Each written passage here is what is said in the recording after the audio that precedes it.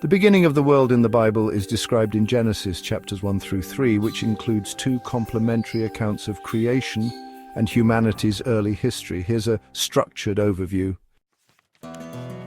The 7 days of creation, as described in Genesis chapter 1, verse 1 through chapter 2, verse 3. Day 1. God creates light, separating it from darkness, establishing day and night. Day 2, God forms the sky, dividing the waters above, which are the heavens, and the waters below, which are the earth. Day 3, dry land called earth and seas emerge. God creates vegetation, plants and trees. Day 4, the sun, moon and stars are made to govern time, seasons and days. Day 5, sea creatures and birds fill the waters and skies. Day 6, land animals are created, followed by humans made in God's image and given dominion over creation. Day 7, God rests, sanctifying the Sabbath as a day of rest. Key themes include creation ex nihilo, which means from nothing by God's spoken word. Order and purpose in creation with humans as stewards. Affirmation of creation's goodness as God saw that it was good. The Garden of Eden narrative, found in Genesis chapter 2 verse 4 through chapter 3 verse 24, provides a more detailed focus on humanity's relationship with God. Adam's creation, formed from dust, God breathes life into him, as noted in chapter 2 verse 7, Eden's garden. God plants a paradise with the tree of life and the tree of knowledge of good and evil, as described in chapter 2 verses 8 through 9. Eve's creation, formed from Adam's rib as his companion, detailed in chapter 2 verses 21 through 22. The fall. A serpent, traditionally associated with Satan, tempts Eve to eat the forbidden fruit. Both Adam and Eve disobey, gaining moral knowledge but incurring sin's consequences, as seen in chapter 3 verses 1 through 7. Judgment and expulsion. Pain in childbirth, toil for food, and eventual death are introduced.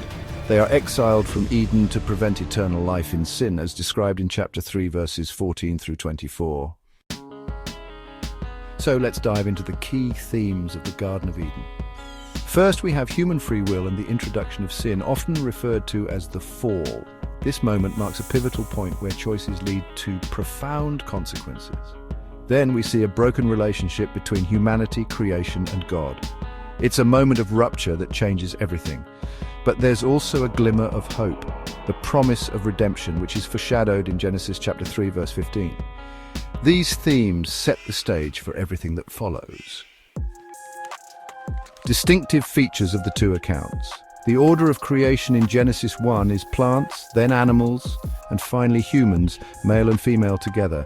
In Genesis 2, it's Adam first, then the garden and plants, followed by animals, and lastly Eve. The literary style also differs. Genesis 1 is structured and cosmic, while Genesis 2 is more relational and anthropocentric.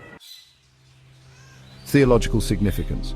Divine sovereignty is highlighted, showing God as both creator and sustainer. Human dignity is emphasized as well, with humans made in God's image and tasked with stewardship.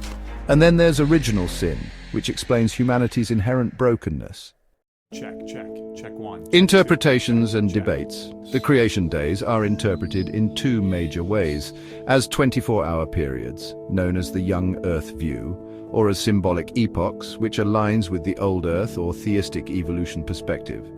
The dialogue between science and faith continues, especially in reconciling Genesis with scientific understandings like the Big Bang and evolution. The Genesis accounts emphasize God's intentionality, humanity's unique role, and the foundational struggle between obedience and rebellion. This sets the stage for the Bible's overarching narrative of redemption.